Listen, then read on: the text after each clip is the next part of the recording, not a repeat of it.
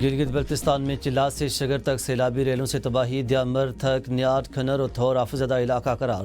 کیٹو جانے والی شاہراہ کا پل ٹوٹ گیا، 10 دیہات کا زمینی رابطہ منقطع۔ آمد و رفت معطل، متبادل راستہ نہ ہونے سے مشکلات میں اضافہ۔ شاہراہ بابو سر پر پھنسے سیاحوں اور مسافروں کو ریسکیو کر لیا گیا۔ لاپتہ سیاحوں کی تلاش کے لیے ریسکیو آپریشن جاری۔ لودھرا سے تعلق رکھنے والے ایک ہی خاندان کی 17 افراد کا سراغ نہ لگایا جا سکا۔ ڈاکٹر مشال، ان کے دیگر کی میتیں آبائی گاؤں روانہ۔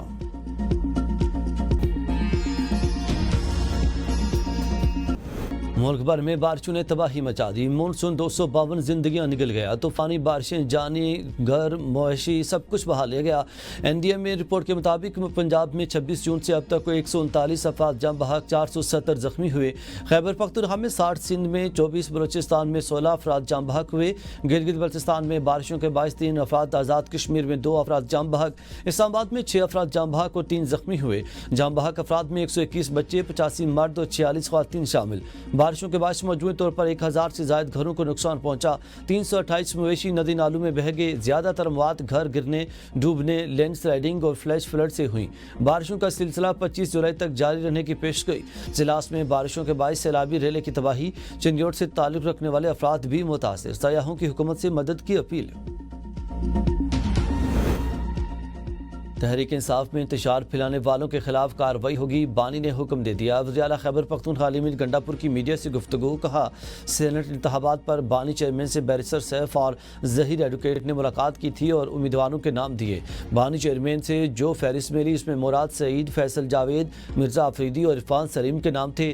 بانی چیئرمین نے دوبارہ لسٹ اپ ڈیٹ کر کے نور الحق قادری کا نام آگے لانے کا کہا۔ عرفان سلیم کا نام ڈراپ کیا۔ بیرسٹر سیف کبھی بھی بانی چیئرمین کے حوالے سے جھوٹ نہیں بول سکتا، ہر چیز میں سیاست نہیں کرنی چاہیے۔ امن امان مشترکہ مسئلہ اپوزیشن کا APC کے بائیکاٹ سمجھ سے باہر ہے۔ ہم لوگوں سے مشاورت اور جرگے بھی کر رہے ہیں، انگلیاں اٹھانا آسان ہے، اپنے عمل کو صحیح کرنا چاہیے۔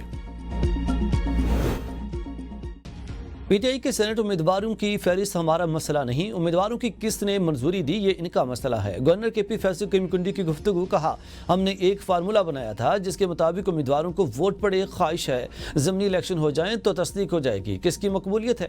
مسئلہ یہ ہے کہ ہمیشہ PTI کے لوگ ہی کیوں فروخت ہوتے ہیں۔ علی امین گنڈاپور ارکان کے فروخت ہونے کی وجہ سے پریشان تھے۔ PTI تحریک نہیں چلا سکتی، سرکاری وسائل استعمال کیے جاتے ہیں۔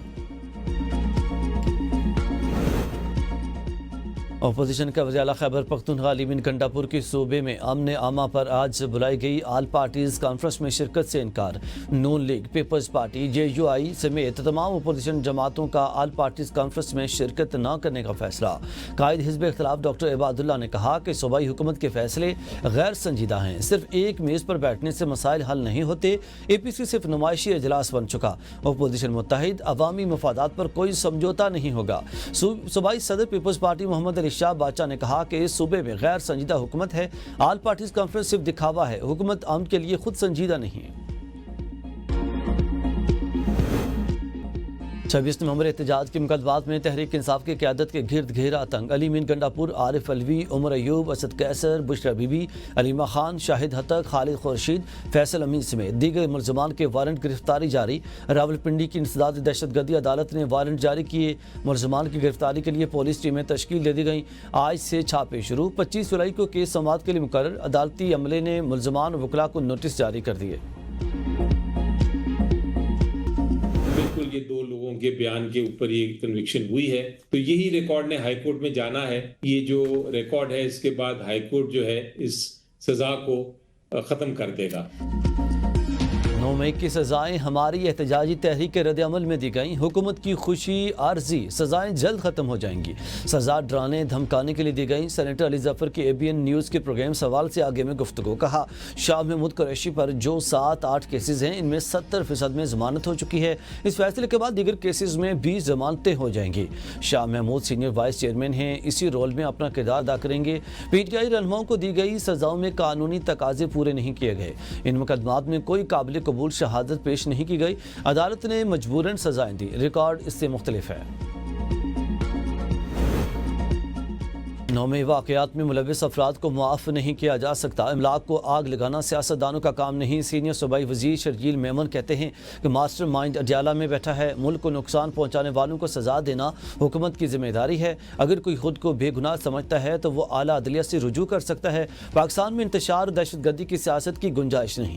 ملک بھر میں سیلابی صورتحال کے باعث جانی اور مالی نقصان پر افسوس ہے۔ سندھ حکومت سیلاب سے متاثرہ افراد کے ساتھ کھڑی ہے، کسی بھی صوبے کو مدد درکار ہوگی، سندھ حکومت رضاکارانہ طور پر مدد کے لیے تیار ہے۔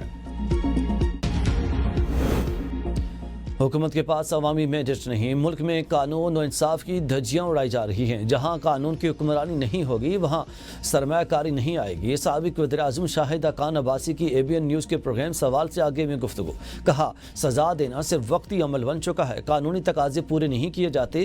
سزا دینے کا مقصد اکثر خوف کا ماحول پیدا کرنا ہوتا ہے، اس سے وقتی معاملات ٹھیک ہو جاتے ہیں لیکن مستقبل میں ناقابل تلافی نقصان ہوتا ہے۔ ملک میں اس حد تک کرپشن ہو رہی ہے جس کا اندازہ بھی نہیں لگایا جا سکتا۔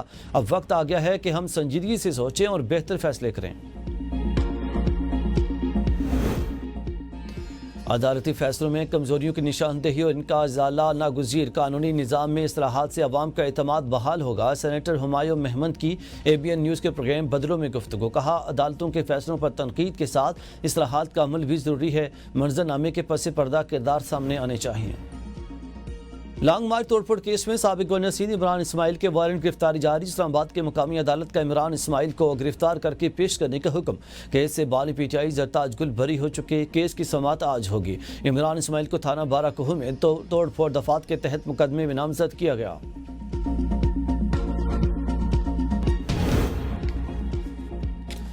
سوات مدرسے میں 12 سالہ طالب علم فرحان کا قتل، DPO کے مطابق 10 افراد کو گرفتار کر لیا گیا جبکہ مزید 2 مرکزی ملزمان کی تلاش جاری ہے۔ مدرسے سے لاٹھیاں اور زنجیریں برآمد کر لی گئیں۔ مدرسے کو سیل کر کے چائلڈ پروٹیکشن ایکٹ کے تحت مقدمہ درج کر لیا گیا ہے۔ دیگر بچوں پر بھی تشدد کی شکایات موصول ہوئی ہیں جن کی بنیاد پر 9 اساتذہ کو گرفتار کر لیا گیا۔ DPO کے مطابق مدرسے میں موجود 160 بچوں کے والدین کے حوالے کیے گئے۔ کبیروالا کے 2 نوجوان کچے کے ڈاکوؤں کے ہتھے چڑھ گئے۔ بستی حافظ آباد کے رہائشی 2 نوجوان واٹس ایپ پر لڑکی سے دوستی کے بعد راجن پور کے کچے کے علاقے میں دلہن لینے پہنچے۔ کچے کے ڈاکو نے ہنی ٹریپ کا شکار بنا کر قابو کر لیا۔ ذرائع کے مطابق ڈاکوؤں نے دونوں نوجوانوں کو اغوا کر کے ان کے ورثاء سے 1 کروڑ روپے تاوان کا مطالبہ کیا۔ Punjab arts council in action, stage آرٹسٹوں کو نوٹسز دینے کا سلسلہ جاری۔ اسٹیج اداکارہ ندا چودھری، فیروزہ علی، سونو بٹ کو نوٹس جاری۔ تینوں اداکاروں کو غیر اخلاقی رقص اور پبلک انوالومنٹ پر نوٹس جاری کیے گئے۔ آرٹسٹ منال خان اور روما شاہ کو بھی نوٹس جاری۔